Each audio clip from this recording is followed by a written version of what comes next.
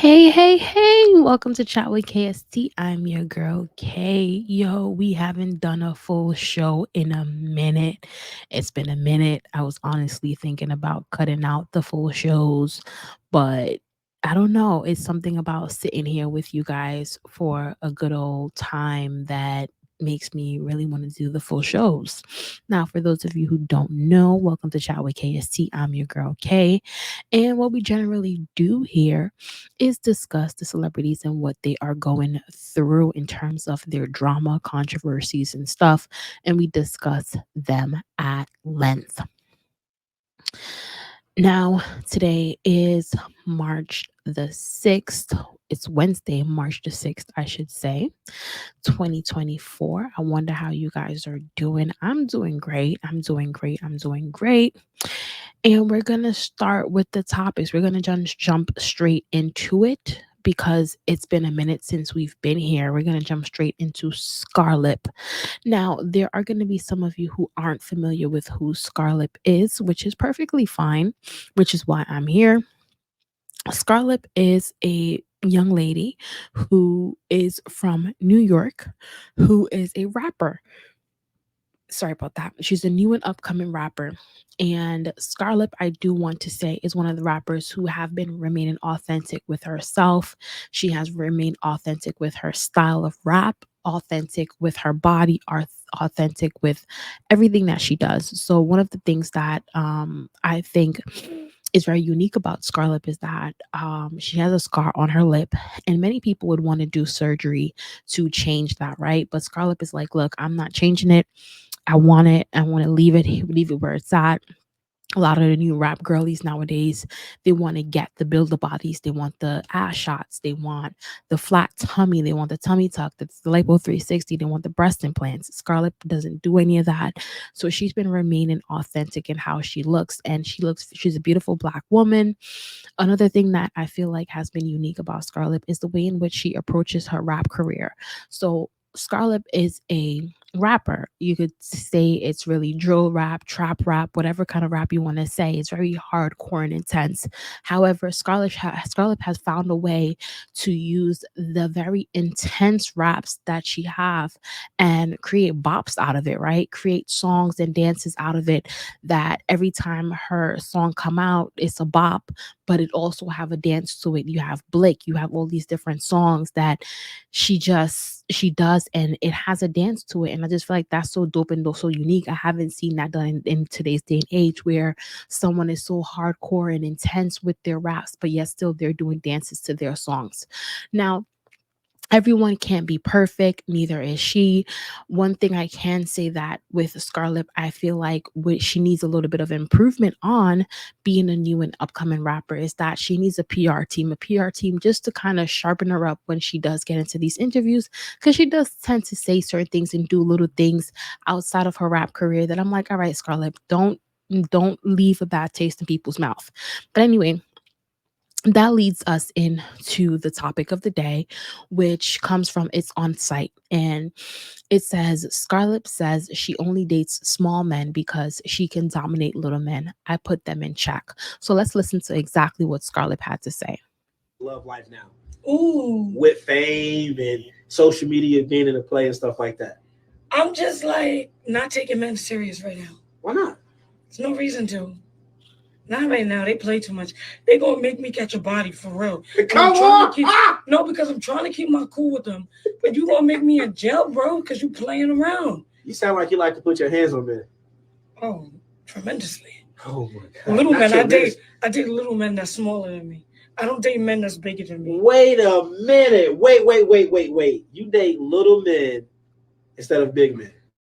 Men probably could put me in check. I don't want to be put in check. So you don't like being folded?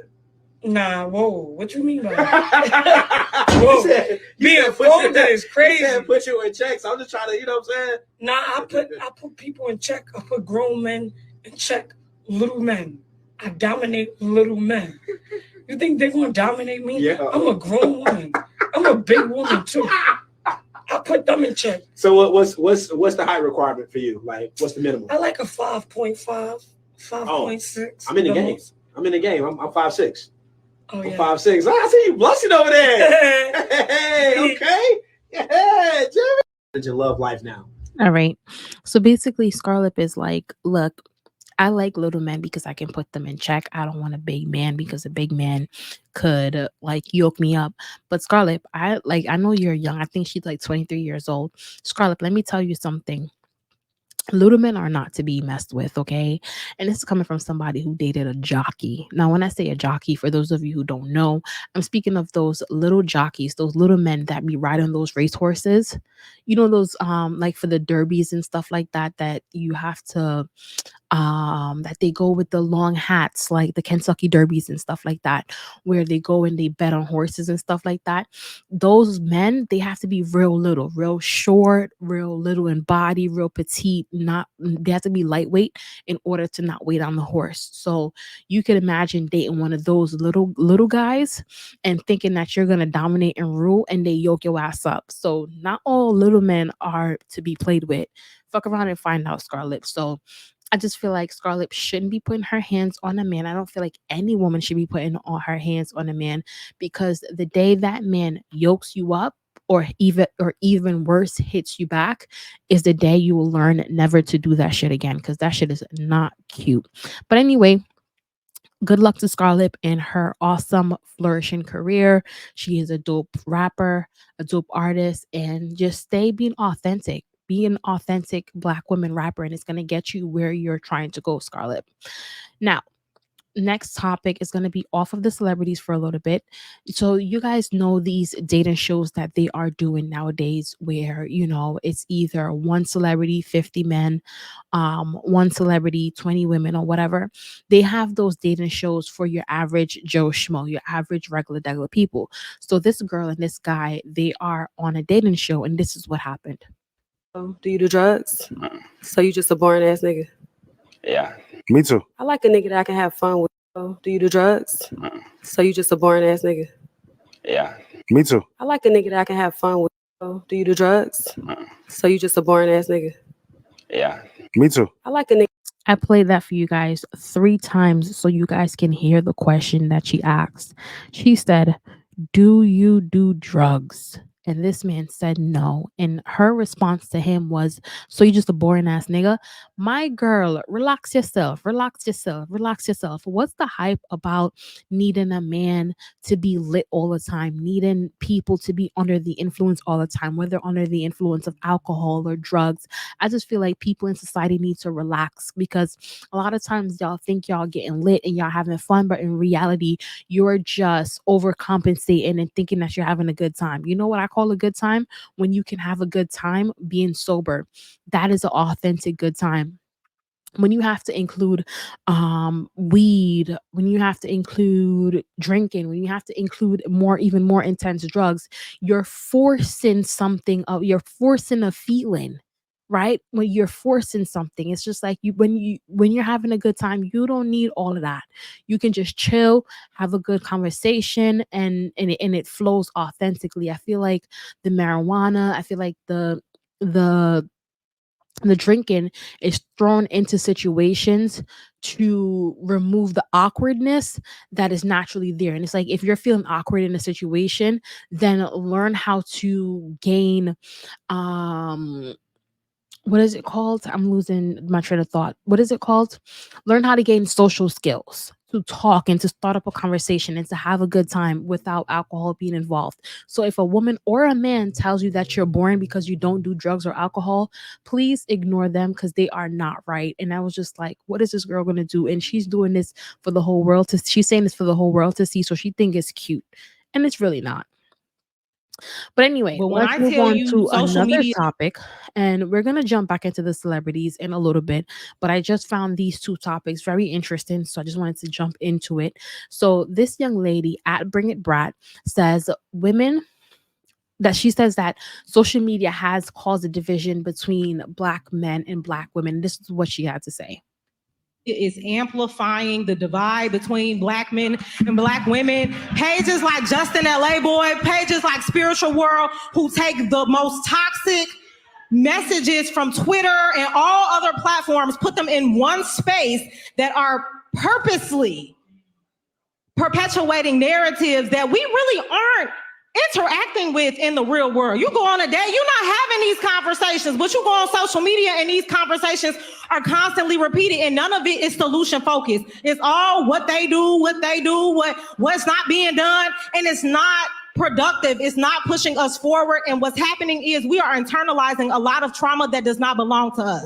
So say it again. So we are internalizing a lot of relationship trauma that does not belong to us. So let's say for me personally, right? I've never been cheated on. But let's say I go and I follow a bunch of women who talk about the fact that, oh, I've been cheated on, all these niggas cheat, they steady cheating.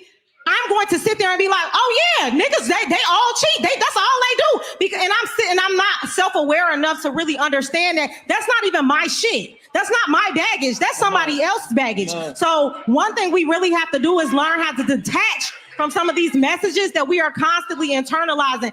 But when I tell you, all right.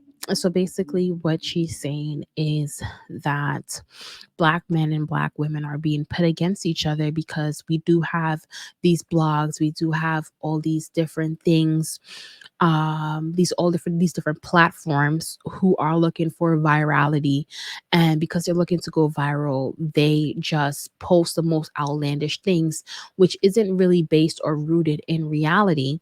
And then when you do go out on a regular average date, it's not what's on the blog. So for example, what she's saying is, you'll see a lot of conversations surrounded by what women bring to the table and all these different things. But when you actually do go on a date, a man isn't necessarily asking you what you bring to the table or not. You're just having a regular date. And she's saying that basically we need to learn how to disassociate, right? So you're listening to all these different story times on TikTok, watching all these different vlogs on YouTube. You need to learn how to disassociate from the person, right? Whatever that person is going through in their life isn't a reflection of what you have going on.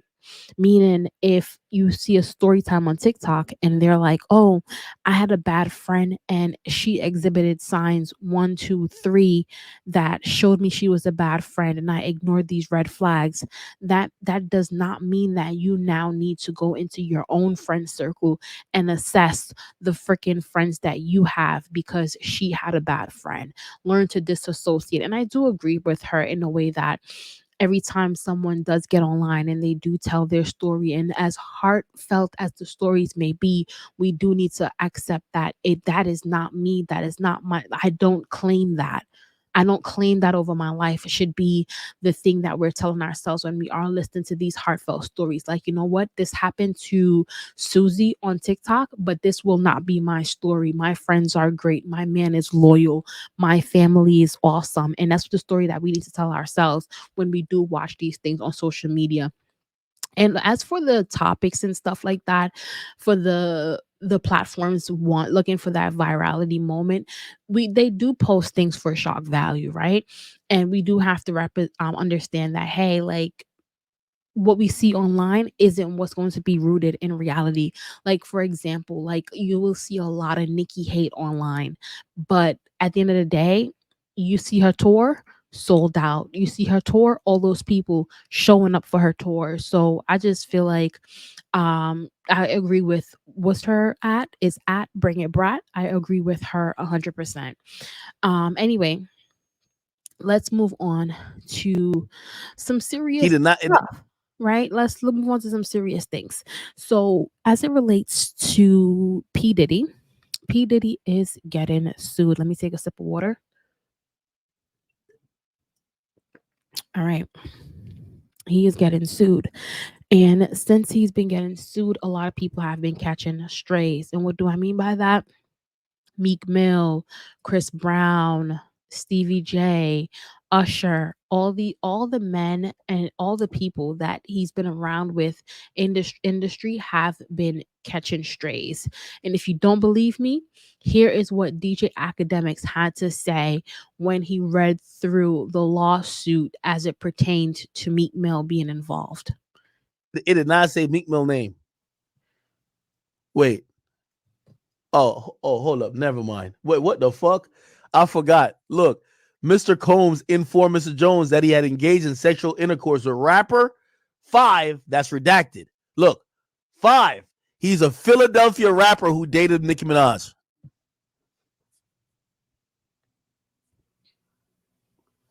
Yo, Meek, we were playing around with that Michael Rubin shit. But if you don't, you've been tweeting about nigga, you've been tweeting about everything on planet Earth. If you don't get a Twitter rant saying you about to get Lil Rod killed, you about to shoot up his block, blow his mama's house up, this nigga is saying that you and Diddy were fornicating.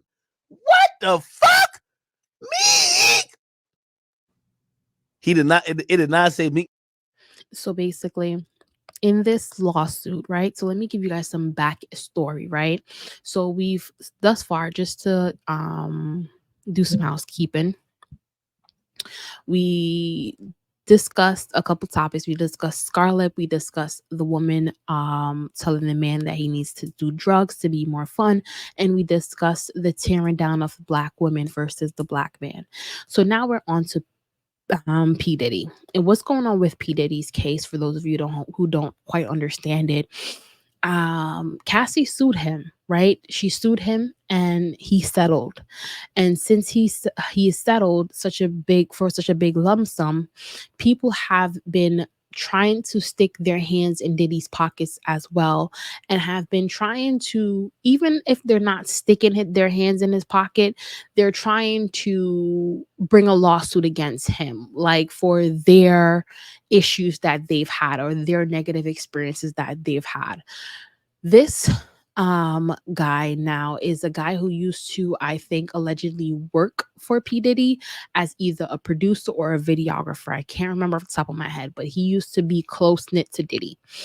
And as he was working alongside Diddy, some of the things that he alleges is that Diddy would show himself naked. Diddy would force him or coerce him to have sex with many different women, even though he wasn't in the mood to do it. And he alleges a lot of other things. Now, as he's alleging these things, some people are catching strays.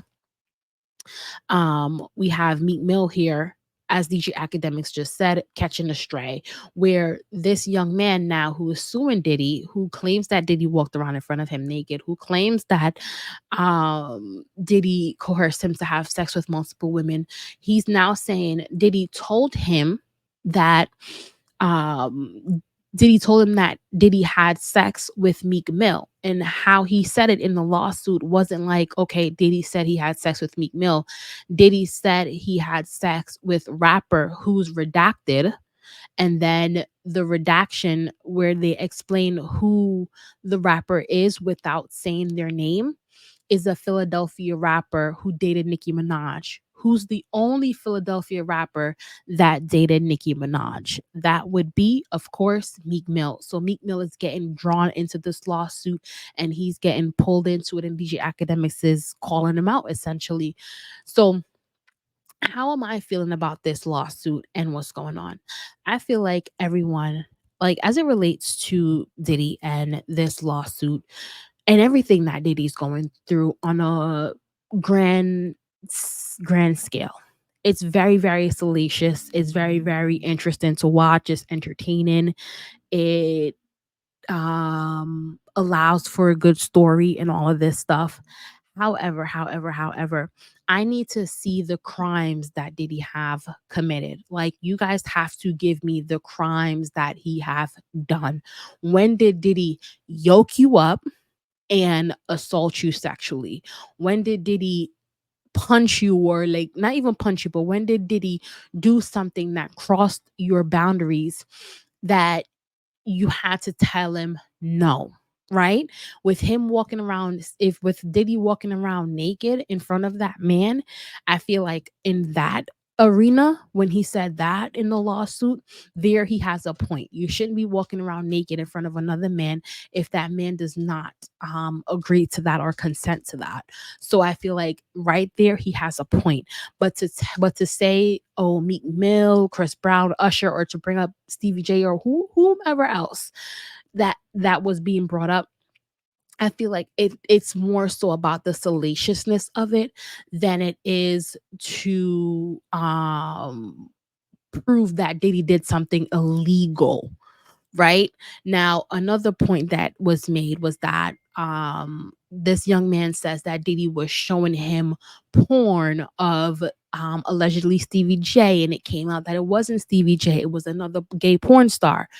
And it's a lot. It's a lot. It's a lot. It's a lot. It's a lot to dissect. And honestly, I haven't read through the lawsuit. I work for a law firm and I'm like, I don't have the time to sit here and read through another lawsuit. I'm good. Like I'm good off of this. So I have been relying on, you know, the DJ academics, the neighborhood talk, the shade room to kind of provide the details of the lawsuit. And what I've been seeing so far is just the salaciousness of it. And I think I do have to actually pick up that lawsuit and read through it to see where the assaults actually happen, where the illegal acts happen, and see if this young man does have a case. Because a lot of it is being clouded by who is in bed with Diddy and not what Diddy actually did wrong. You know what I mean? And that's a way for Diddy to get away with a lot of the stuff, right? Because if we are all caught up on the fact that Diddy's a freak and it's nothing but freaks in the industry, then it diverts our attention away from the true authentic assault that is going on behind the freak show. And we need to see what is the true illegal things that are going on. So I do think I have to read through the lawsuit for myself. But let's move on real quick to Columbus Short. Something he had to say about Diddy. And this is going to show you guys how and why I do feel the way that I feel, okay? So according to the Neighborhood Talk, actor Columbus Short says Diddy tried to allegedly groom him. Also told the story about Diddy inviting him to his hotel room in Beverly Hills, right? And I want you to explain to me what part of what he's saying sounds like grooming to you, okay? This went on for about a year. Any parties he had, like I was, you would go. I didn't know that there was other parties. Yeah. You wasn't at them parties. I wasn't at those parties. I was at the, the big party. The big. And then Diddy called me one day after I did Cadillac Records. He came to the premiere of Cadillac Records in New York, and he was like, "Man, you killed that." He said, "I'm up for this movie or this show." It was a movie, Raisin in the Sun. Yeah. He's like, "I need an acting coach, man." So I put him with my acting coach that I had since I was kid. Yeah. And my acting coach, big shout out, Josh Patan, wonderful, phenomenal acting coach. And he started working with him. Then Diddy was on a series for a little bit, and then he was working. So he was always looking out. So I think it was just now looking back, like the groomage, right? Yeah. So I was the BET Awards were happening in town. I didn't go because I wasn't nominated. So I'm like, I'm not going. I'm not nominated. You know what I mean? I'm just sitting my black behind at the crib. So about 2:30 in the morning, 2:15, 2:30 in the morning, phone rings. This is unknown number. I don't answer unknown numbers. But my wife looking at me like, yeah. Who is that? Pick that up. I want to know about this. So I put it on speaker. Yeah. I picked it up. I say, who is this? It's Sean. I'm like, Sean, it's Puff. I'm like, oh, what's good? You talking low like that? Talking low. So I was like, hey, what's good? I said, what's cracking? He said, we didn't see you tonight at the BET Awards. We didn't see you tonight. He said, He checking in. He said, what you doing? I was like, oh man, I'm at the crib. He said, oh yeah, we over here at the he said, I'm over here at the Beverly Hills Hotel. I said, oh, for real? I said, who over there? Just me. What? Come on, man. That man ain't saying, you serious? I said, just me. So my wife, I'm over here on the suspect list. What the hell? So I'm like, nah, man, I'm in bed, bro. I'm good. He was like, and just hung up. But did he ever give you signs? Did you ever give him any sign, any reason? No, nothing whatsoever. So I'm like, man, but now I got smoke in my house. So my wife looking at me like, what's up? You know what I'm saying? I'm like, I don't know. This man just called me. Like, and I don't know what's going on. So anyway, people, when I posted that on IG, people was like, the comments was like, but did you go? I left it. You did. And they was like, you did leave it like in limbo. And I'm like, I got to respond to this. But I was like, the only way people really listen is if you said, they listen to Dave Chappelle. Dave Chappelle say some shit they know it's fake. I was like, hell no, I didn't go. It's crazy. All right. So my thing is, I when you accuse someone of something, I feel like this is just my opinion. When you're making accusations at someone, especially publicly, I feel like you can't just call them something without explaining how they are what you say they are. So, how did he groom you specifically? And I don't know if he mentioned it in this full interview, and I'm only seeing a clip of it, but I'm like, how did Diddy groom you? How? Name examples, give me dates, bring receipts, because you cannot um come onto something and just make accusations about someone. Because what it sounds like to me was, sorry about that. If Diddy is someone that is just interested in men, let's say Diddy is bisexual, right? Let's say he's bisexual and he's interested in men. He sounds like he shoot his shot at you. He shot a shot at you and was like, "Hey, can you come to the hotel room?" And you said no, and he was like, "All right, later, bye," and banged it. That didn't sound to me like someone who was trying to force you into something that you weren't willing to be a part of, or that you weren't willing to be a willing participant of. People are freaks. People are who they are. You just have to know yourself, know thyself, and create those boundaries so that when their freaky stuff starts surfacing, you could separate it. It would be like me. I'm interested in a guy, and I'm just like, "Hey, what's up? I'm at the Beverly Hills Hotel. Can you come up to the room or whatever? Can you come to my room or whatever?" And the guy's gonna say no, and I'm gonna be like, "All right, no problem. Have a good night." I hang up. I shot my shot, and that guy denied it. He denied it. So my thing is, at the end of the day, it's all about realizing that when you do make accusations of someone, you do have to come with receipts, especially if you want it to stick. Because again, all it's coming into is one Diddy circus of how big of a freak Diddy is. And it's not focusing on the illegal acts that Diddy have done to put what you guys describe as a monster away. And that's just where everything is getting lost in translation, for me at least. But anyway, off of the Diddy stuff, and I think we may have some later topics about it later on in the show, but we'll jump into it if we do come across it. Right now, we're about to discuss Kanye West's wife, Bianca. So, according to the neighborhood talk, let it breathe. Kanye West's wife, Bianca Censori, spotted in Paris with no underwear on. And how do we know she has no underwear on? Because she has on stockings that is literally showing her bare punani. And my thing is, what is going on in the West household, right? What is going on with Bianca West, Bianca Sensori? What is going on with her? Is this by her choice? Is this Kanye choice? Who's picking out the outfits? And I'd like to say Kanye is the one that's picking out the outfits because he's been known to dress his woman. Why are we dressing her so provocatively? What is the angle behind this? And if we don't have an angle, can we not? And I don't even want to get into how Kanye used to do his Sunday services or is doing his Sunday services. Shouldn't she be the first lady? This is how the first lady going to parade around town. I don't get it. I don't understand it. I don't know the end game, but I would like to see Bianca, Kanye West's new wife, in some more clothes than just a stockings showing her kitty cat. But let's move on. We're gonna move on to some Love and Hip Hop stuff. Love and Hip Hop Atlanta.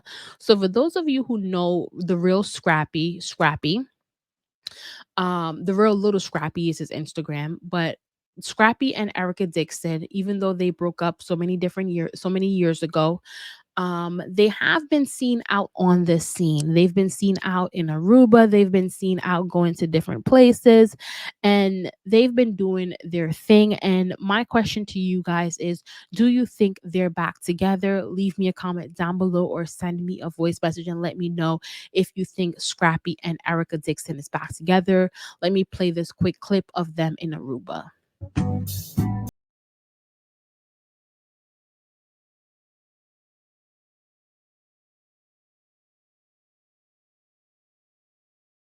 They're under the water, living up their best life. and I think their daughter should be in college. So we They can't will really make about a their daughter. way So if for we look at maybe night. to Aruba, we would All love we'll at least need for them is to get back together. Do candlelight you guys and want a them back together, or do song. you guys not care about love and hip hop Yeah, related things? Share your so thoughts then with me. I look forward to listening to them. they will make a way.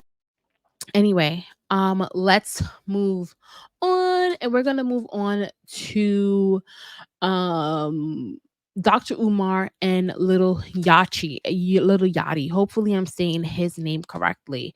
So they were discussing BBLs on their podcast, on their show, and the according to the neighborhood talk, right or wrong, Little Yashi said that he thinks that most women get BBLs to keep up with their friends or other women versus men. Dr. Umar disagrees. So let's listen to what the two had to say. All right. So what I was going to say was that I think a lot of women make decisions, A, for themselves, and B, to impress their friends just as much as a man. Tell me about okay, go ahead. That's just what I'm saying. You like, said impress their friends. Yeah, I think a lot of women do things to like keep up with their friends and impress them. Are you telling me you think women got the BBLs more to impress their girlfriends I didn't say more than to be viewed as attractive as a man? I didn't say more, but I do think there's Which women. one leads? Huh? So which one leads? Impressing the friends. I think impressing. I think for themselves as attractive. What I ain't gotta be attractive. I think it's just for self-esteem. I think sometimes women look in the mirror. Did you hear what he just said? But not for what? But for self-esteem, Yachty. Right, for themselves though. It don't have to be for another man. Okay, but why is the self-esteem low without the BBL? It could be based on your friends. No, it's based on the values of the culture and the society in which they live. And we got to admit something, black men. We have sexually objectified the black woman into a sexual instrument. And you know why this hurts me? Who's the number one sex trafficking victim in America right now, Yachty? Teenage black girls. I know that. 12 to 17. And guess what the biggest population is, Queen? 14 to 17. They're the number one commodity on the international child sex trafficking ring, at least in America. So you got these. Really? Oh, yeah. Atlanta's the biggest hub for child trafficking. Los Angeles is the biggest in the country, but Atlanta is one of the top ones. The airport here, they like signs in there, like in the airport. Wow. Which makes sense because Atlanta is the busiest. All right. So what I was going to say. All right. So for those of you who are like, wait, what's going on? Lil Yachi and Dr. Umar, or for those of you who are listening, actually, because I have to paint a picture for those of you who are listening because you aren't able to see the video clip. Lil Yachi is basically saying that he feels as though women get the BBLs to build the bodies to basically keep up with their friends, keep up with their girls, or to flex on other women, while Dr. Umar is saying, no, men have sexualized women so much to the point where they feel as though in order to please their man or in order to get a man, that's what they have to do. Now, I agree with both saying that, hey, women get it to please their men, women get it to keep up with their friends. Another reason why I think women have been getting the BBLs is because it has unfortunately become the beauty standard. And I don't think it's a beauty standard that was set by men, because I don't feel like men were saying, girls, go get the butt shots, girls, go get the implants. I think it stems from women doing the surgery, certain women having insecurities and doing the surgery.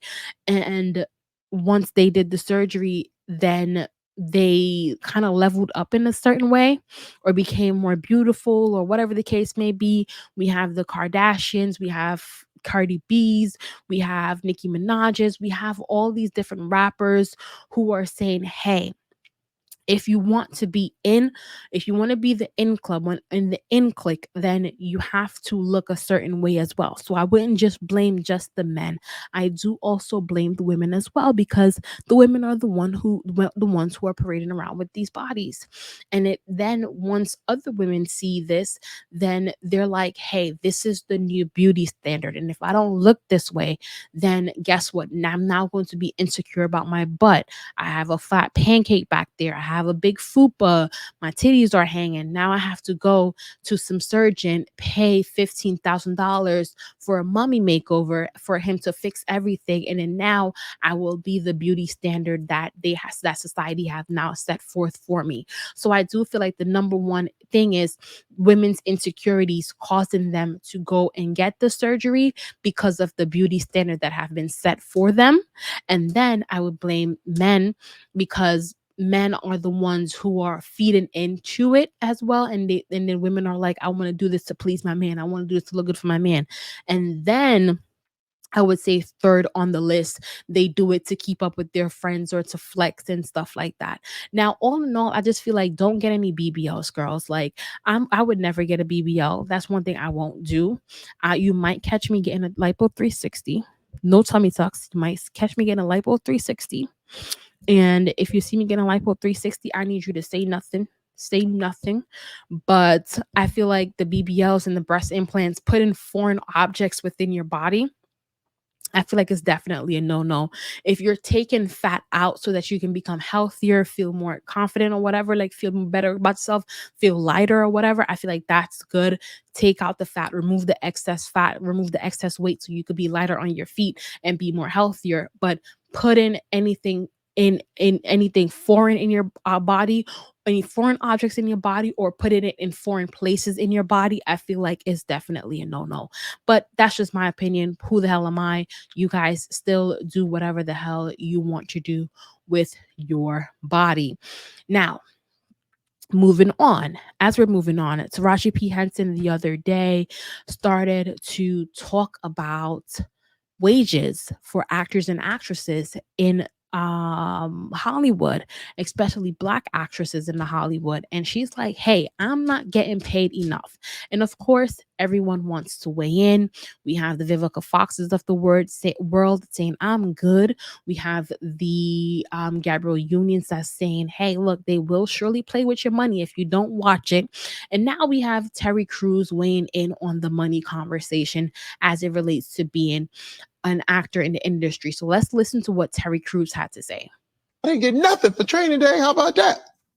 I didn't get a zero, but it changed my life forever. You didn't know who I was if it wasn't for a no-paying job. First of all, name somebody play football for money when they start. You don't get no money. Right. You play football for free. You play basketball for free. Then you get all the way to the pros and you get the millions. Ain't no other way, bruh. There's nothing else. Wait, there's no way to hop, skip, and jump this thing.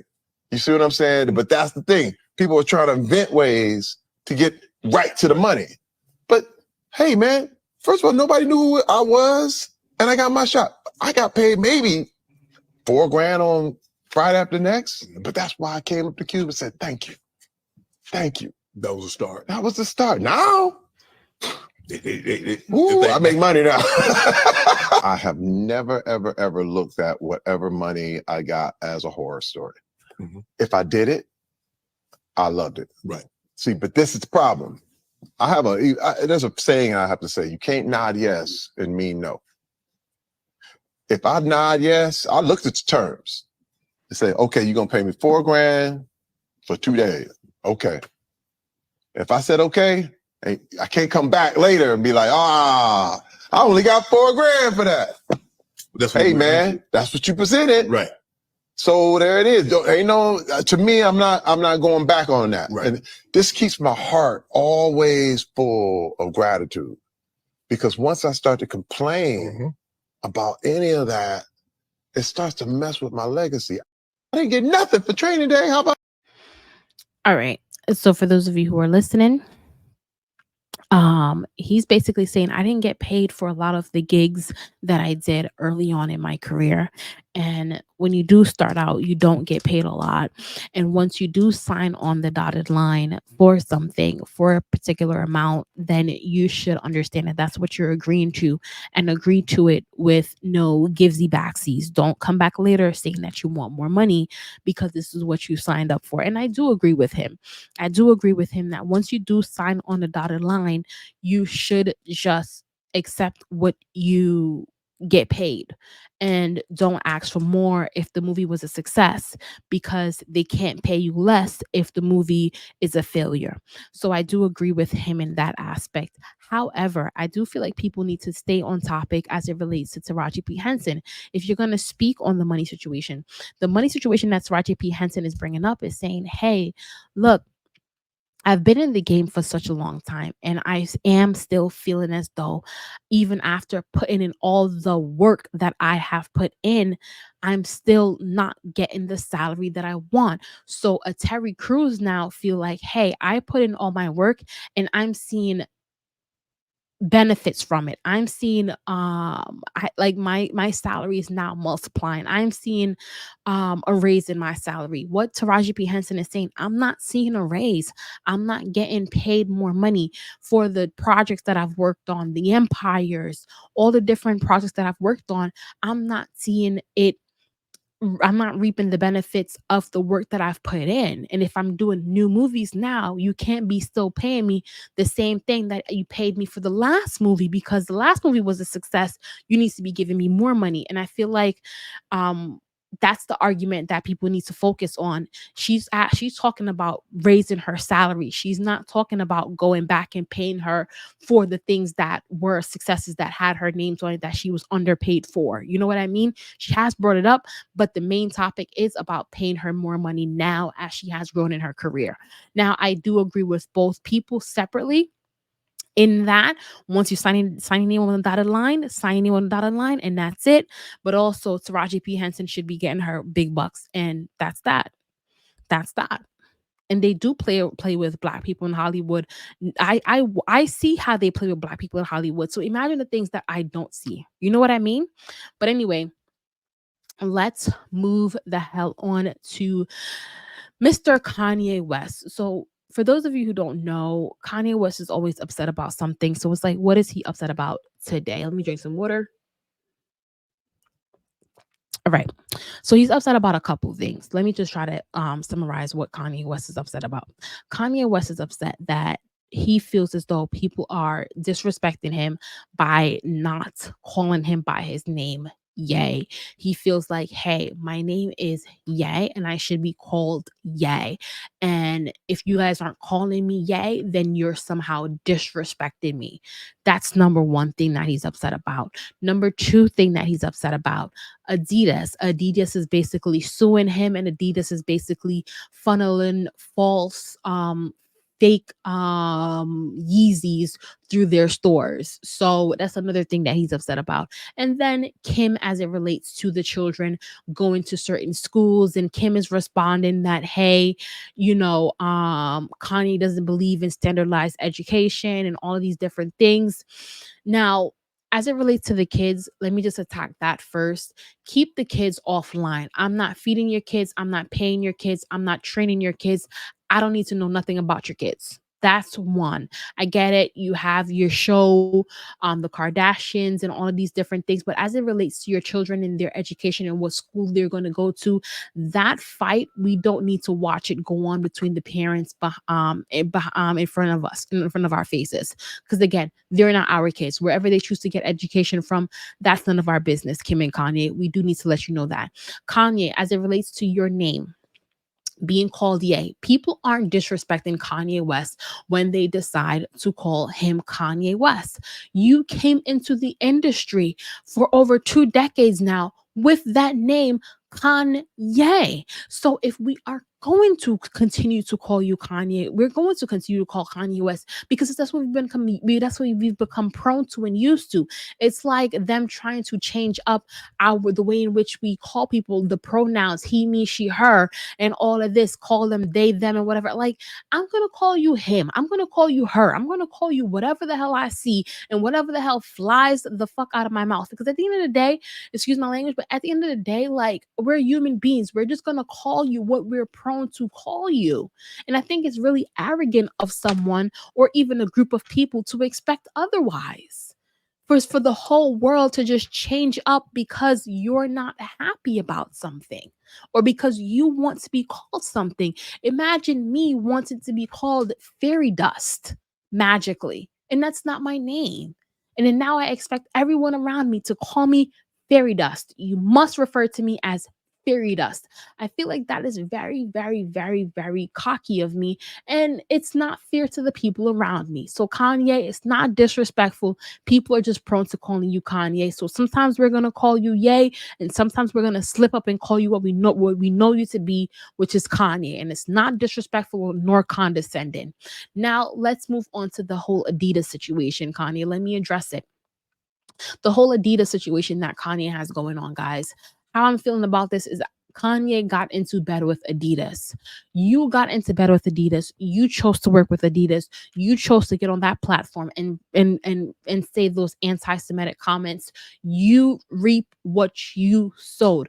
You lay down with dogs, you rise up with fleas. You got in bed with Adidas. So now whatever situations, deals, or whatever you have to deal with, that is on you, Kanye. If they're suing you, that is your problem. Don't make it a public issue.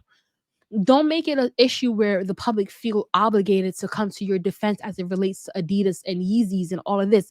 Because at the end of the day, when the black community have their issues going on and we need an outcry for a celebrity, you are the last person we can call, Kanye, because you're completely silent on the issue. Name one time, Kanye West, in the recent years that the black community has reached out for a cry for help, or you see the black community going through some real messed up stuff, and you've stood up and you said, hey, you know what, let me stand up and use my voice. You don't. You're silent. So like, you remain silent when we have our issues as a black community. Now you are having issues with Adidas, Yeezys, Kim, and your name change. And you know what, we're going to remain silent. Kanye does this thing, right? Where I don't know if he's self-aware or not. But he does this thing where he tends to um go dormant for a couple months, where he doesn't say anything for a couple months. He'll go 6-7 months not saying anything, and then suddenly month eight, the eighth month, or month eight, he decides to vent about a world of troubles. And then as he vents about a world of troubles and he goes off, he goes dormant for another 6, 7, 8 months. And it's just like, Kanye, I can't be bothered with you nor Kim. Okay, just keep those children in the school that they're going to off the internet, and everything as it relates to those children and how they're being brought up off the internet, because it's none of our business. And good luck with Adidas. All right, so let's move on to Lil Wayne. Lil Wayne said that he got treated like shit at the Lakers game. Fuck him. Let's see what Lil Wayne is talking about. Lil Wayne says, wow, got treated like shit at the Laker game just now, but I figured they'd do me that sooner or later, either because of what I said about AD, or simply because they don't fuck with me, which I been got that vibe from them as well. So all good. So all good. I get it. Fuck them. It isn't what it isn't. I'm used to it. All right. So Lil Wayne, kind of didn't understand your message here, but you know, got the full scope of it, right? So you're saying basically you went to the Lakers game, and because of what you said about AD, they don't really mess with you, right? I feel as though your experience at a Laker game should not be reliant upon one thing, right? Like, you get your courtside seats, you get your food or whatever luxuries you have paid for, and you enjoy the game and you dip. I don't know how what's where the treatment in that can be flawed, or where somebody can mess up or fuck you over, essentially, in terms of what you're saying being treated badly. So you would have to explain that to us and go into detail. Remember what I said earlier, guys? Once you're making the accusation at someone, you have to detail what that person did wrong. You can't just get on the internet and say, oh, that person treated me like shit. How did they treat you like shit? What did they do? What did they say? Because we as the internet, if you bring the business to the internet, have to analyze your receipts. Is it just a you thing and you're not processing the situation correctly? Or did they really treat you like shit before we jump on the bandwagon? Because I think what people are learning is that fans are no longer being bandwagonist, and we want to know, we want to see the receipts because we want to make sense out of nonsense. So I'm not saying that Lil Wayne wasn't treated like shit at the Laker game. I'm just saying in what way, in order for me to agree to the fact that you were treated like shit. And if you feel like you were treated like shit somewhere, then just don't go back like a regular person. But anyway, moving on to Joe Budden and Cardi B. According to the Neighborhood Talk, Joe Budden says Cardi B is afraid to put out a project, says her new freestyle was previewed a year ago. This ain't new off the stove. So let's listen to what Joe Budden has to say. Let me get to Cardi B. Cardi B is afraid. And I'm tired of just nobody saying it. Cardi B is scared to come out. It don't take this long to come out. They recently just found every year where she plugged that she was coming, dating back to 2019. It's like 6 different slides in different years of you saying, hey, I have something coming. Even this freestyle was previewed a year ago. For real? Oh, see, I didn't know that. Yeah, she was on live somewhere and played this shit. This ain't new off the stove. Offset the other day in his story. Yeah, I wish my baby would just drop. I thought What that was are part you of the afraid setup. of? Right? And I'm just thinking about how Cardi B has reacted to tweets that she dislikes, just any comment that she disliked. Let me get to Cardi. Y'all ain't gonna want to hear it from me, but the girl rapper wave is over. Damn. All right. So as it relates, I'm gonna play the next clip in a little bit from Joe Budden. But as it relates to Cardi B, I do agree with Joe Budden that, hey, Cardi B is scared to drop. Cardi B has said it out of her own mouth that she does experience anxiety about dropping new music. And when you do get to the stature that she's at, of course, you become anxious, or you become scared to do something out of fear that people won't like it or it won't be well received. But I just feel like you have to overcome that, because a lot of the projects that Cardi B has put out that she feels as though people won't receive well, we have received it well, right? So just bite the bullet and do what you got to do, Cardi B. And that's all I have to say on that. So this is another clip that was pulled from his show, the Joe Budden Podcast, and it says Joe Budden says female rap wave is over.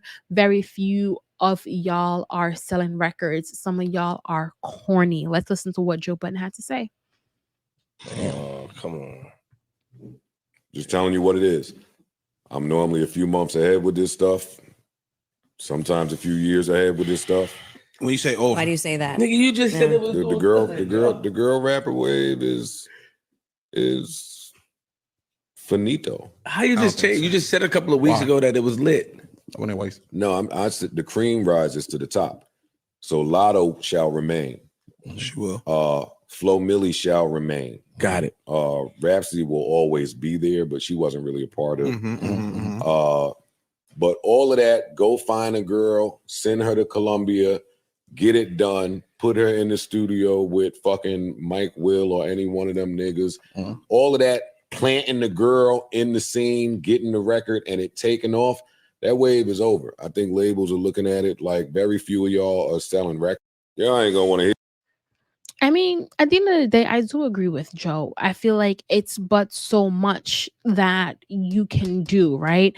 You make, I feel like they've exhausted the trend of build a body rappers and mid-level rappers. Like the build a body mid-level rappers are no longer doing it. And if you do come out and you do become a rapper, you have to be really skilled at rapping, which is what I congratulated Scarlett for earlier. Scarlett is a rapper, right? Which is why we can look past her not having the build the body features and accept her for who she is. And she's showing everyone that you don't have to have the build the body features in order to be a great rapper. And I love that about her. I feel like we are now ushering a series of women who are real rappers. And if you're not a real rapper and you're just a build the body rapper, then there's no longer space for you, right?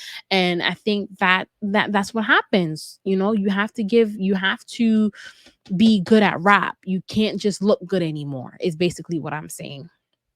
But anyway, let's move it on. All right. So Safari recently sat down and did an interview.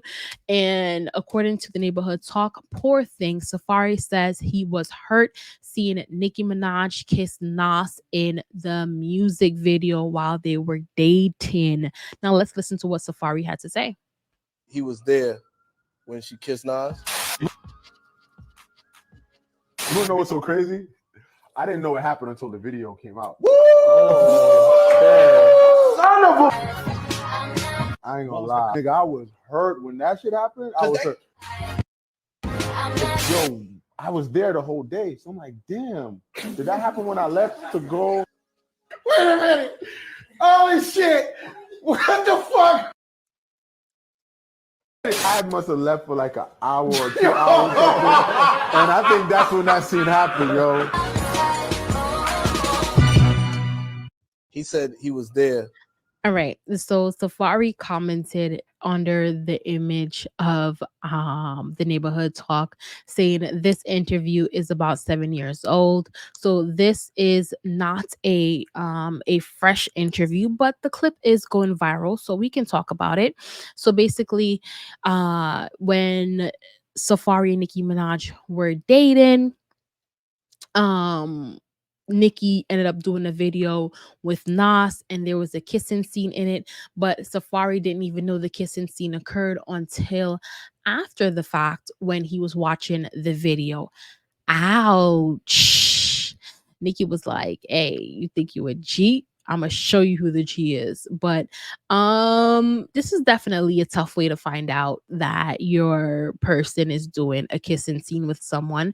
But I feel like Nicki and the type of energy that Nicki walks around with, it's better. Nicki walks around with this energy that it's better to apologize than to ask for permission. It's better to say sorry than to ask for permission. So good luck to Safari on his journey. This was 7 years old, so we don't have to talk too much on it. It's just a moment that came up in conversation, and we can move on because Safari is, I think he's with Amara now, Amara La Negra, and Nicki's with Mr. Petty over there. So anyway, let's move on to this moment where Drake promises a random fan to pay $160K for their deceased mother's mortgage. Ooh, that is a nice ass gesture. So let's listen. This is it. You said, I off my mom's house, rest in peace. Your mom passed away? All right. And you owe 13, oh, this is the outstanding balance right here. It's a lot of money right here.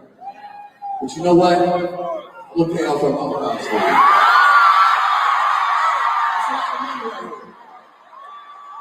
That's 160 bands, but I'm gonna pay out of my pocket. That's gonna come from me. That's the piece of your pocket. That's the piece of your pocket. All right. So basically, he's on stage and someone gives him a shirt, a napkin, a kerchief, a cloth, something with names and numbers on it, and a letter that basically details that, hey, my mom passed away. Rest in peace to my mom, and I need help paying the mortgage. And Drake is like, look, it's a lot of bands, but I will help you pay the $160K for your mother's mortgage, which is definitely a nice gesture. What's up, Drake? That is a very, very nice gesture of you. Thank you so much for helping that young man or young woman pay the mortgage of her or his deceased mother's house. That is very nice and kind of you. And yeah, this is what we need to see more of. All right. So neighbors, according to the neighborhood talk, is 350 too much for a braid down. So Tammy Roman recently went and got a braid down, and this was what she had to say. I got a natural hair braid. I got my natural hair braided in straight backs to go under my wigs. They are small and look nice, about 20 in total. When she was done, I asked how much, and she said $350. I almost fainted. I had no idea prices went up that much. I don't know. And I was expecting 200. All right, Tammy Roman, look, if you want me to braid back I would braid them for free for you, okay? Like, w- be be fucking for real. Like, at the end of the day, like, why is it $350 for you to give the woman 20 braids going back? This is like what Tammy Roman is describing for my girlies listening is like, like you just do a little quick braid up for your to go under your wig. You just braid it straight back. It doesn't even have to be neat. It just has to be braided back for you to just put the wig on to cover your head. $350 for all of that. You could have got a weave, your nails, and a pedicure. Girl, but then again, I do understand that she is a celebrity and you do pay for celebrity things. But at the end of the day, don't rob people. That's highway robbery. Good luck to you, Tammy Roman, and all the other celebrities. What's my favorite? Do I want to talk about Christina McKay? Christina McKay is a young lady who basically started dating Rick Ross, and I feel like it got to her head, and then Rick Ross dropped her like a bag of potatoes, and then now she's sitting in the gym and she turns off her life because they start playing Rick Ross. There you go. I just got into her. So good luck to Christina McKay. I'm not gonna play this gym live because honestly, I don't really need to see her turn off her live and get offended because they started playing Rick Ross. You were just bragging. So basically, she was just bragging about how her and Rick Ross had what her and Rick Ross had together was just so good and nothing like what Rick Ross has ever had before, just for less than a month later for Rick Ross to break up with her. Imagine bragging about a man saying that, hey, I'm with this man, and what me and this man have is so great and so phenomenal.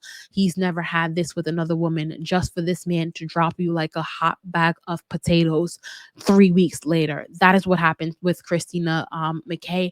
And that's just to show you that don't get gassed by what these men say. I don't care who that man is. Do not get gassed by what he says. Always pay attention to his actions and never jump the gun. Do not jump the gun. If you're there for a good time, be there for a good time. If you're there to collect, be there to collect. If you're there for love, vet and make sure that this person is worth your heart. But at the end of the day, don't get played and get played nationally like that and then having everyone laugh at you. So anyway, that's Christina McKay for you. I don't really need to get too much into it. That's Rick Ross's now ex-girlfriend who thought she won a circus prize and she's just now looking like a clown. Do I want to talk about the judge who ruled in Wendy Williams' guardianship case? So basically, let's jump into it, right? There's this judge who, according to Neighborhood Talk, ruled in Wendy Williams' case, and she was previously investigated for granting guardianship appointments to people who donated to her Supreme Court election campaign. So what they're basically alleging is so for those of you who don't know, let me jump into the full scope of it. Wendy Williams can't access her money, right? And she can't access her money because I think it's Wells Fargo or one of these banks have it locked up and ceased and whatever, and saying that Wendy isn't able to get the money, and she's now under a guardianship where these people are looking after her, and the court ordered guardianship is by this judge who they're saying, okay, the only reason why the judge ordered the guardianship of Wendy by these people is because she was basically bribed and these people basically paid her through donations to the campaign, the Supreme Court election campaign, to grant this to Wendy Williams. Now, is it far fetched? Absolutely not. I just feel like something needs to be done. If nothing is being done, then why talk about it? either the judge needs to be pulled off the case, get a new judge on the case to reassess her guardianship and how it's going. And based on that documentary that dropped the other day of Wendy Williams, it seems like something different needs to be done. But if we're not going to do anything about it, then why are we talking about it? You know what I mean? So Wendy Williams and her family needs to get on top of this so they can get her out of that guardianship and they can try to get her some better treatment. All right, let's move on to Charlemagne. So I don't know if you guys are familiar with this TikToker, Risa Mother Lovin' Tisa, who has gone viral for her 50-part TikTok series. And basically Charlemagne calls her big back, right? And Risa Tisa was like, hey, I don't like the fact that he did call me big back. I don't like that. And Charlemagne apologizes. And this is Charlemagne's apology. Let me just play it for you guys. Piece of others. I disturbed that woman's peace, and that wasn't my intention. So I apologize if my words made her feel that way. But I do have two things to say. Number one, I never said she don't deserve love because of her size. Right. I didn't even know she was big. Just told the story, and I said it sounds like big back behavior, and then I started talking about big back belief. Now, if y'all want to have a conversation about reinforcing negative stereotypes of big backs, I understand. I'm open to it. But acting like I was having a conversation about Risa Tisa's looks and size, that's not accurate. I was speaking in general terms about big back behavior and big back belief. And I actually said nobody has to be that desperate because there is a man out there for you. And I do have one final point, just one. We all have social media. No, we all have social media. Absolutely. And we all use it for different reasons. Yeah. And Risa's getting a lot of props for being so vulnerable. Salute to her. But I personally feel like we have to stop bringing this stuff to social media if you don't want people to have an opinion about it. Absolutely. Because some of this stuff should just be reserved for a piece of others. I disturbed that woman's peace, and that wasn't my therapist. If we can't handle people having an opinion about whatever we are venting about, keep it off social media. That's my personal That's opinion. a good point. When you put it out there in the world, the world's going to come back many different ways. Absolutely. And she said that she was already insecure about her weight. So then why would you come to such a big platform thinking that you know you're going to be off limits from comments, like, because it's people who was actually going in on her. Absolutely. You didn't call her a big back. No, I was just speaking towards big back behavior and our therapist. If we can't handle people having an opinion about whatever we are venting. There was a All right, so that was his apology, right? And And this is I what hear he a lot of originally big back said. behavior. Does she have a big back? She do give Sheila that was driving up the mountain. Okay. Yeah, she Sheila did. was beautiful though. Yeah, no. You talked about the big back, Yeah, not the the big back. face. Yeah, you're right. She's You're right. cool. What's your thing with big backs? No, I'm just saying because in a situation like this, some of you big backs, y'all got to stop being so thirsty for a man. There's a man out there for you. Okay, this woman believed all of this because she wanted to believe all of this. Big back belief isn't like everybody else's belief. Okay, she said it herself. He said everything I wanted to hear. She wanted to believe whatever was coming out of his mouth because she wanted a man so bad. And then I seen him and he actually looked like her. But what's interesting He is had a big back too? No. I couldn't see his back. Okay. We only saw hers because she was sitting in the car for the whole time she was talking. Okay. Sun up to sundown. It's a 52-part series on TikTok. 52 parts? TikTok got parts? I don't know. We seen Shalon Jackson, Monique's son. He did 20 of them. So she did 52. Okay, maybe I don't believe this. To be honest with you. All right, so let me just explain, right? For those of you who aren't familiar with Risa Tisa, like I mentioned before, she did a 50-part series on who the fuck did she marry, right? So basically on TikTok, you have the ability to upload a 15-second clip, a 60-second clip, or a 10-minute clip. She uploaded over 50 10-minute clips. That's what, 500 minutes? That's longer than a movie, and it had gone viral. Many people, hundreds of thousands of people, she got millions of views on some of her videos. People were watching, people were tuning in. She was the most viral sensation last week. And she's talking about all the ways in which her ex-husband had her fucked up, right? All the ways he lied to her, all the ways he manipulated her, all the ways he did things behind her back and was just basically a dick shit, right? So she's talking about her husband and what he was and why she married him. So Charlemagne is giving his opinion now, and he's like, well, you know what? It sounds like big back behavior. Now, for those of you who were listening to what I said, you wouldn't have assumed it was big back behavior because you may not have seen her. But when you do see her, which I feel like Charlemagne saw this woman and said that's big back behavior. So if you saw the woman and said that that's big back behavior, that is directly talking about her weight. That is directly talking about her weight. However, he tries to piggyback out and he tries to apologize because Risa Tisa calls him out and like, I didn't like what he said about me, talking about that. That's big back behavior. And then I feel like he gave a half-ass apology. Once you apologize and then you say but, I feel like your apology is now null and void. Like there's no reason for you to apologize and use but. That means that you're not sorry. That means that you're still creating excuses for yourself. I do understand that when people put their business out there, they are susceptible to negative feedback, but you don't have to be that negative feedback. And if you're going to apologize for your negative feedback, you don't have to say, but I can give that opinion anyway because she put that online. Are you apologizing for being one of the negative feedbacks, or are you going to continue to be one of the negative feedbacks? What is it? You know what I mean? So that's what happened with Risa Tisa and Charlemagne the God. We can move on from them. So basically, Jonathan Majors and Megan Good, they are a thing.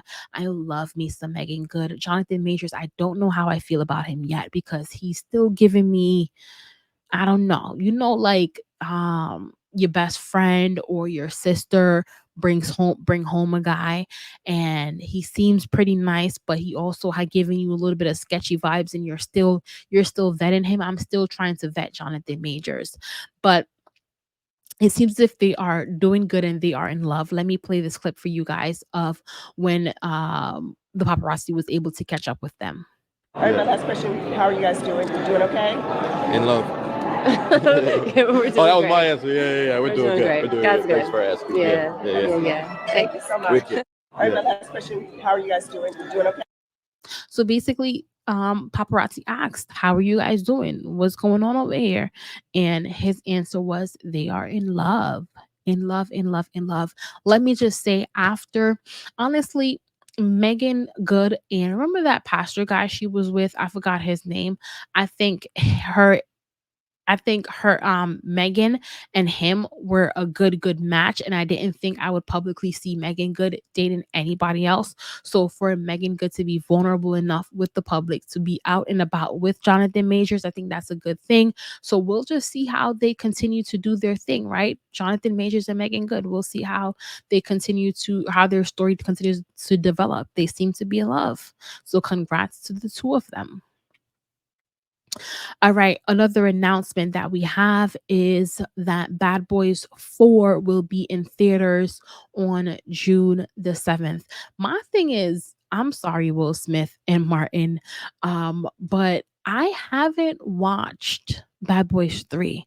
Like Bad Boys 2 with Gabrielle Union has it still have me at the edge of my seat. I haven't been able to watch Bad Boys 3.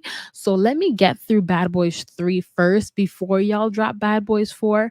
But for those of you who are interested in going to the theaters to watch Bad Boys 4, it is coming out June the 7th. All right. So be on the lookout for that. Coil Ray, we don't really have to get into Coil Ray. Oh, short of the glory. You do. CI, we don't have to get into that. All right. So there was a poll done on your president. Yes, your president,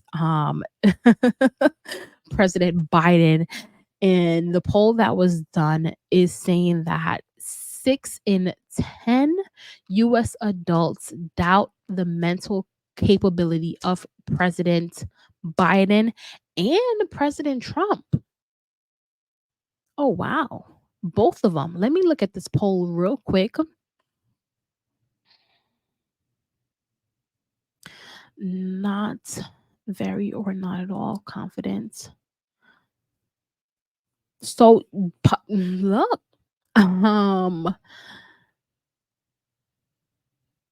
President Biden and President Trump, people are not feeling as though they are capable to run the country. And I think especially President Biden, because at the end of the day, President Biden, he's very old. And sometimes, like even me myself, I wonder, like, hey, sir, are you in there? Are you okay? Is everything okay?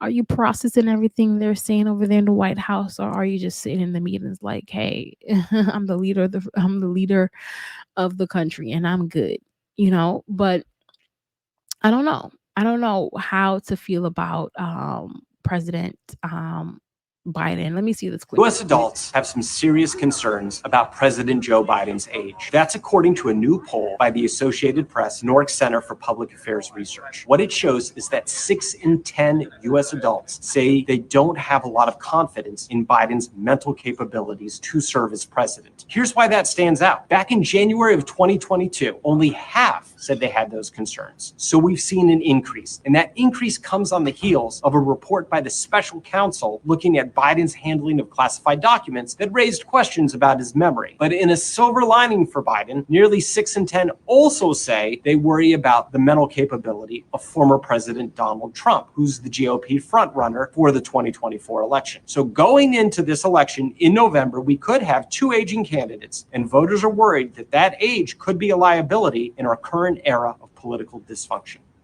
U.S. adults. So see, they are doubting the capabilities of both Biden and and Donald Trump. So a lot of people like to say, "Oh, Donald Trump, Donald Trump, Donald Trump." Look, I don't know about people who are saying Donald Trump. I'm not voting for neither. I feel like Biden was only shuffled in because of Obama, and now we have this battle between Trump and Biden, and it's just like, look, good luck, good freaking luck. I can't be bothered. Not that I can't be bothered, because honestly they are the president of the country that I live in.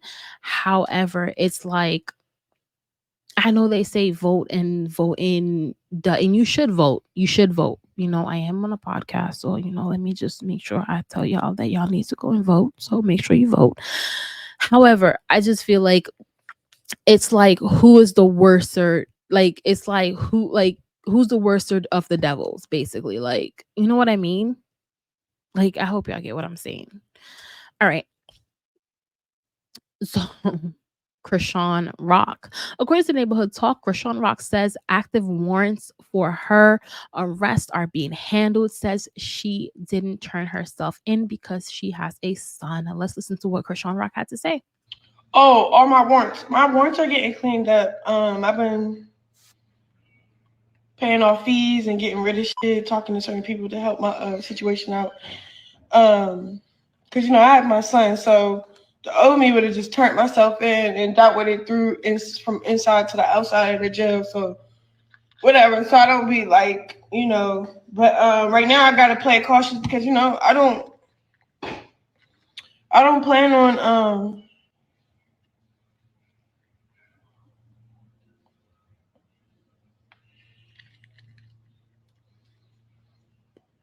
being in jail while my son is growing. Like, I just don't plan on that at all. So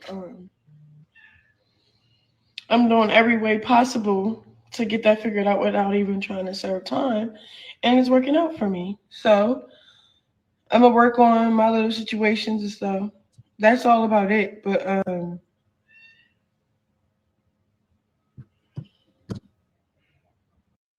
all my warrants.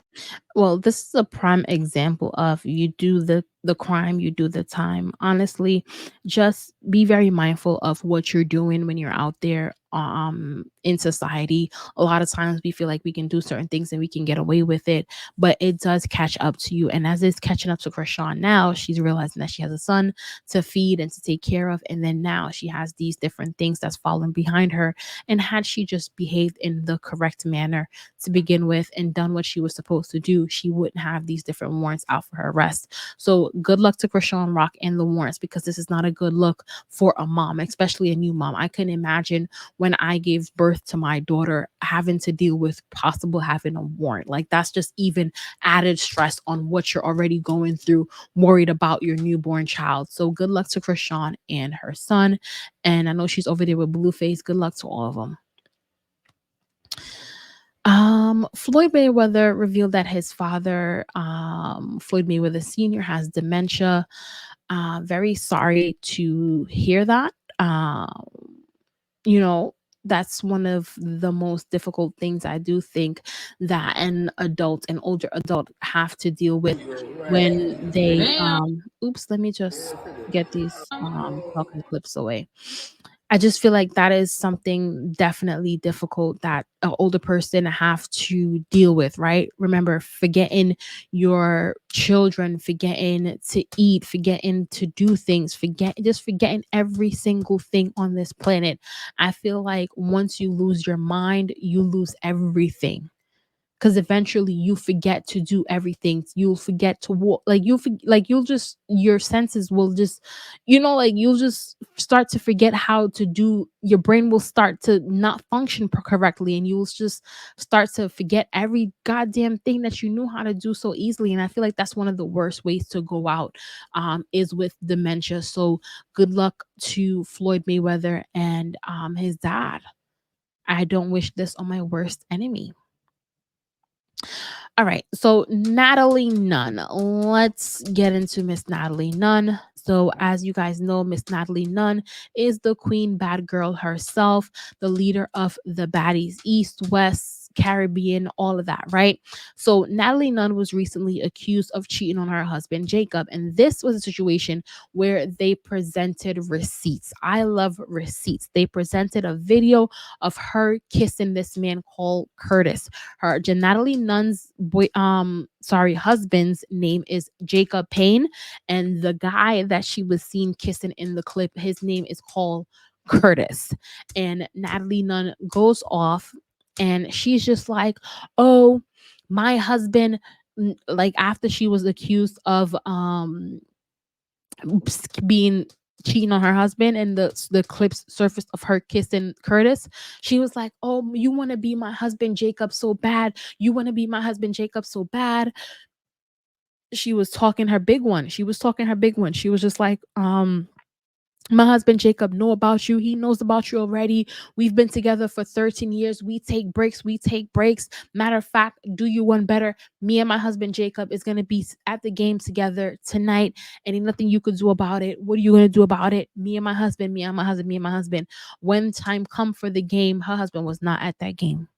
So y'all get what I'm saying? She gets accused of, and I hope y'all get what I'm saying. She gets accused of cheating on her husband, curses out Curtis online for the world to see, tells us that her husband and her will be at the game later on that night for her husband to not show up at that game. I was like, ooh, embarrassing.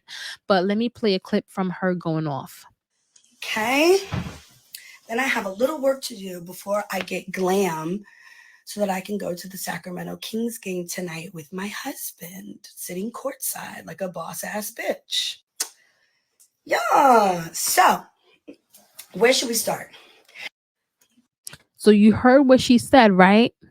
All right. Well, when we were looking and we were scrolling through social media looking for her husband, we looked at the game. We looked at all different angles. She showed up with a girlfriend. Her husband was not there. Her husband was like, you ain't playing me for no damn fool. So Jacob was not there. Good luck to Natalie Nunn and her husband. According to Spiritual Word, the Biden administration has announced a rule to limit credit card late fees to $8. This will significantly lower the burden on low and middle income families. Joe Biden and his administration need to do more for us. And that's all I'm going to say on that. And I'm going to move the hell on. So Keke Palmer with a little inspiration message. Keke Palmer says, "The truth is, everybody doesn't have to like what you do for you to be successful with it. It really doesn't matter who hates it. LOL. It matters who likes it. There is an audience for anything. So please keep doing your thing." That's just a quick inspirational message for everyone out there, anyone out there who needs it. I needed it because sometimes, honestly, doing this podcast stuff, it could be a little bit hard and frustrating, not knowing if you're not doing something right, and all of that. I don't need to talk about me in this podcast, but just because that message kind of hit home for me, if you are doing something, it's new, or you're doing something and you're not seeing the results, just keep going. The audience will come because the audience is there for it. All right, so let's move on to this whole Kelsey situation. Kelsey is Megan the Stallion's best friend. And basically, for those of you who don't know, the shooting occurred. It was the shooting of Megan Thee Stallion in her foot occurred back in 2020. It was Tory Lanez, the best friend Kelsey, Megan Thee Stallion, and the bodyguard, right? And Tory Lanez, of course, is now behind bars for the shooting of Megan Thee Stallion, and all of that. Now Kelsey's out doing. Let me just announce this first. Tory Lanez filed new appeal against 10-year sentence in Megan Thee Stallion case. Appeal is based on the driver's petition that he saw Tory trying to take the gun away from Kelsey. So the basically okay, so basically Tory Lanez is behind bars for behind is in prison, I should say, for shooting Megan Thee Stallion. Now he's doing an appeal, and in the appeal he's saying, hey, it's based on the driver, the bodyguard, the driver, who's just like, hey, look, I saw Tory trying to just take the gun away from Kelsey. That's what the driver is saying, right? And Kelsey recently did a podcast interview, and she seemed very unbothered. She seemed very unbothered by what was going on. And she was just like, hey, she doesn't know how she ended up in this situation, and how she was Megan Thee Stallion's A&R, and she was the one who basically made Megan Thee Stallion, like, birthed like Megan Thee Stallion, put Megan Thee Stallion on to the fact that she could make money. She said that her and Tory Lanez, she's not going to talk about how her and Tory Lanez got in good, but because she's in a new relationship. But she's just like, hey, her and everybody's good, and she's just at peace. She's at peace. She's at peace. She's at peace. And it stemmed everyone feeling as though, hey, Kelsey, what's going on? Because you're not even defending yourself. People are trying to point the finger at you right now, and you're not even saying anything. So I just feel like this whole big baga between Kelsey, Megan Thee Stallion, Tory Lanez, and everyone, it's just too much. Like, this has gone on since 2020. Look, as far as I'm concerned, Tory's behind bars, and y'all not gonna hurt my head up no more. People are saying Tory didn't do it, Kelsey did it. People are saying Kelsey got bribed.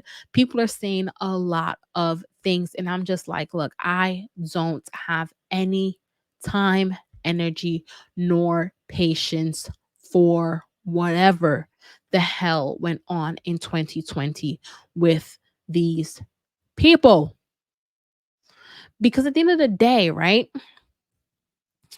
Megan Thee Stallion has moved on. Megan Thee Stallion has identified her shooter. I don't think Megan Thee Stallion would identify her shooter if Tory didn't shoot her.